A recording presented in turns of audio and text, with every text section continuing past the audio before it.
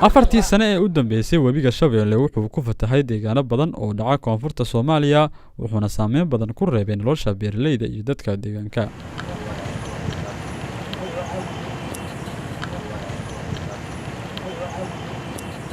kawrqab la'aanta qulqulka biyaha webiga ayaa sababtay in marar badan uu si lama filaan ah webiga uga fataho deegaanadan maadaama aysan jirin tiknoolajiyad casri ah oo lagula soconayo webiga.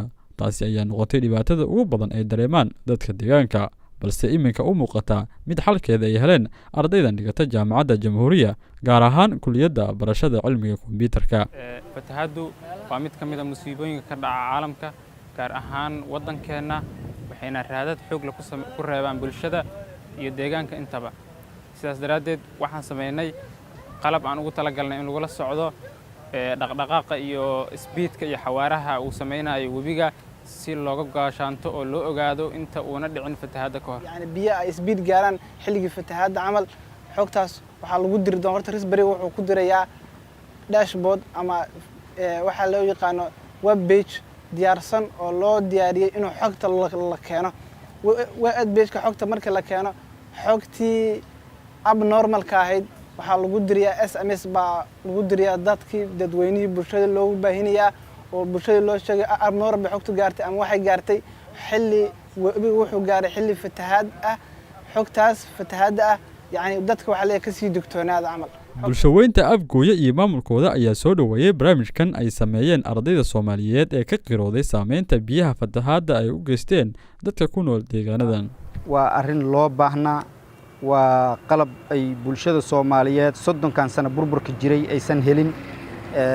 magaalooyinka uu maro webiga Shabeelle ama Jubba waa qalab ay u baahan yihiin. dhalinyaradan maskaxdooda shiishay oo hal abuurkan leh iyo hal abuuro kaleba aan ka filayno. marka waxaan leeyahay qalabkan xilligii loo baahnaa oo ay bulshada degan webiga agaarihiisa degan ay u baahnaayeen ayay ku soo beegeen. waxaan dhihi lahaa dadaalkiina sii wada. qalabkan oo tijaabo ahaan ayay maantay u keeneen degmada Afgooye dhalinyarada jaamacadda Jamhuuriya. barnaamijkan oo ah maanta barnaamij bilow ah. systemkan oo bilow ah maantay degmada Afgooye ay webigeeda ku baroobeeyeen. baroobada way qaateen fariimo badan ayay qaabkii fariimo ay ugu soo dhacayeen bulshada way sameeyeen.